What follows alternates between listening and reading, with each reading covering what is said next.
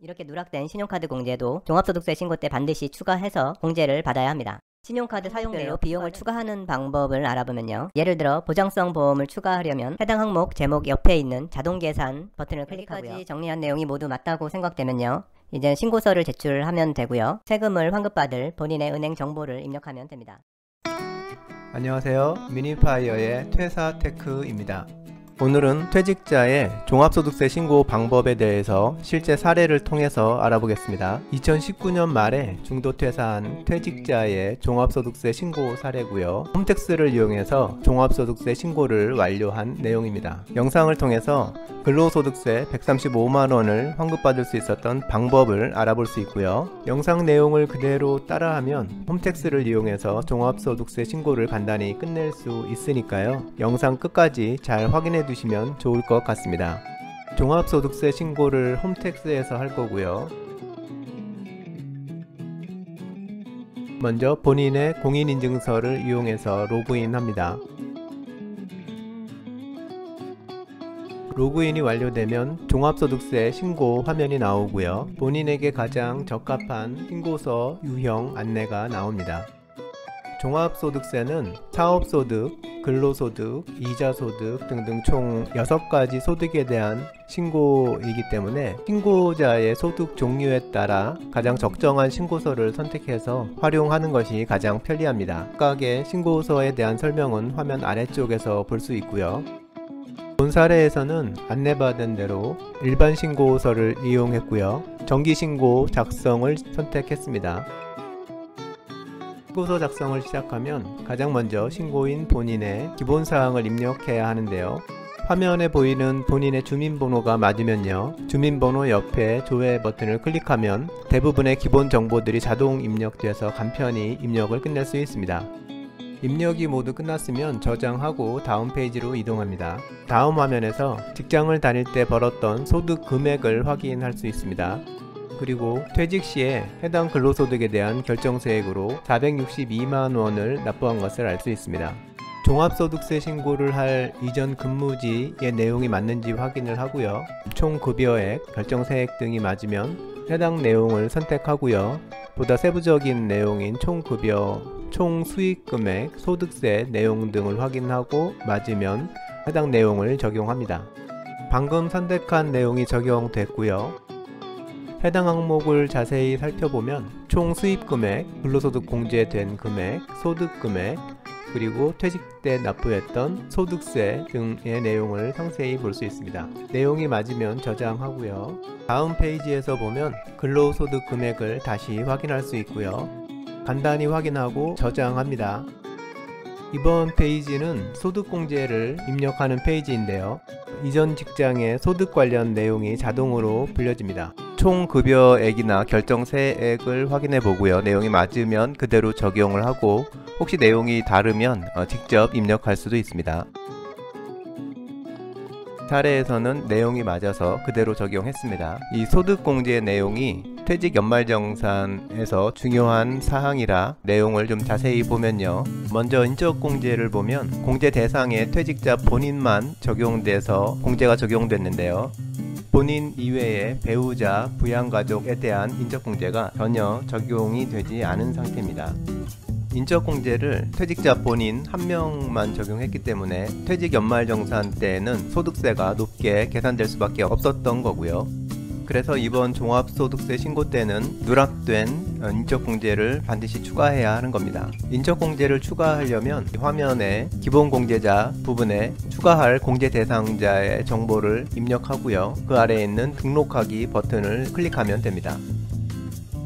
기본공제자를 2명 더 추가해서 총 3명의 인적공제를 적용한 화면이고요.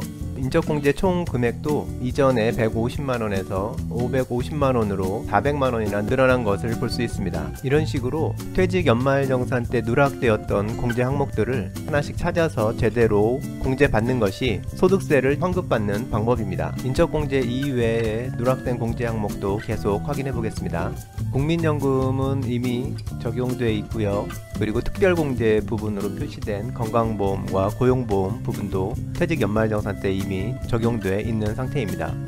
그런데 그 아래에 신용카드 공제의 경우 공제 금액이 적용되지 않은 것을 볼 수 있는데요. 이렇게 누락된 신용카드 공제도 종합소득세 신고 때 반드시 추가해서 공제를 받아야 합니다. 신용카드 사용 내역 추가는 신용카드 공제 계산기에서 추가할 기간들을 선택하고요. 불러오기를 하면 해당 기간에 사용한 내역을 추가할 수 있습니다. 사례의 경우에는 신용카드 사용 내역을 추가하기는 했는데요. 사용 금액이 적어서 추가로 공제될 금액은 없는 걸로 나왔습니다. 이제 소득공제 항목들에서 확인할 내용들은 모두 확인을 했고요. 저장하고 다음으로 이동하겠습니다. 이번 화면은 기부금 명세고요. 기부금 내역이 있으면 기부금 내역 부분에 대해서 입력하면 됩니다. 다음은 세액공제 부분인데요. 이 부분에도 퇴직 연말정산 때 누락된 내용들이 많이 있으니까요. 꼭 꼼꼼히 확인해야 합니다. 세액공제를 받을 수 있는 항목 중에서 퇴직 연말정산 때 누락된 항목을 먼저 보면요. 먼저 연금보험이 있고요. 일반 보장성 보험, 의료비, 그리고 교육비.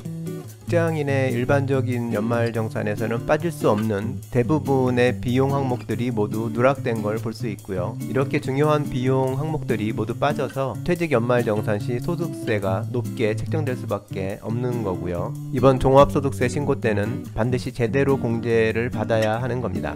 각 항목별로 비용을 추가하는 방법을 알아보면요. 예를 들어 보장성 보험을 추가하려면 해당 항목 제목 옆에 있는 자동 계산 버튼을 클릭하고요. 팝업창이 뜨면 먼저 공제받을 기간을 선택하고요. 다음으로 불러오기 버튼을 클릭해서 간소화 자료를 반영하면 됩니다. 사례에서는 일반 보장성 보험료 100만원을 추가했고요. 결과적으로 세액공제 12만원을 더 받게 됐습니다. 그리고 나머지 세액공제 항목인 연금보험, 의료비, 교육비 등도 보장성 보험료 추가하는 방식과 동일하게 추가하면 됩니다.